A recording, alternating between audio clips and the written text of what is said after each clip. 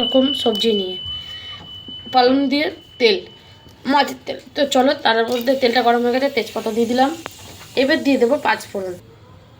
দেখো পাঁচফোড়ন দিয়ে দিয়েছি। এবার দিয়ে দেবো পেঁয়াজ। তো চলো এবার দিয়ে দেবো পেঁয়াজ।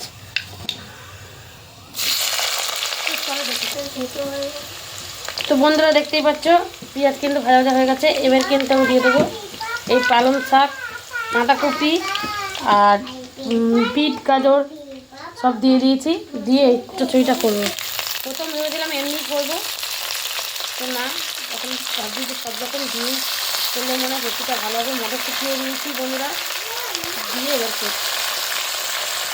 এরকম করে করলে বন্ধুরা ভালো লাগবে, তার জন্য এরকমভাবে করছি। তো চলো দেখতে।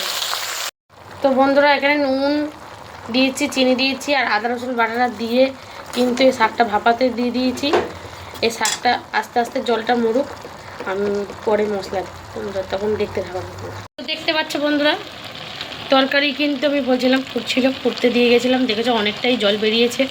নুন দিয়ে চাপা দিয়ে গেছিলাম আর দিয়ে দিয়েছি দেখো হলুদ গুঁড়ো, লঙ্কার গুঁড়ো, জিরে গুঁড়ো, গরম মশলা গুঁড়ো, চিনি, নুন তো আগেই দিয়ে দিয়েছি, চিনি নুন, আদা রসুন বাটা সব দিয়ে দিয়েছি আর হলুদও দিয়ে দিয়েছি।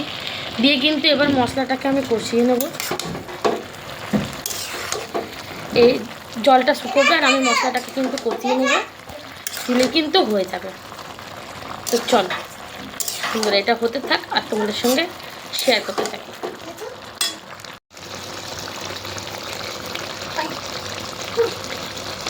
কিন্তু কষিয়ে নিয়ে জলটা বেড়ে নিয়ে আবার জল কিন্তু দিয়ে দিয়েছিলাম আর দিয়ে এখন ফোটাচ্ছি, দেখতেই পাচ্ছ।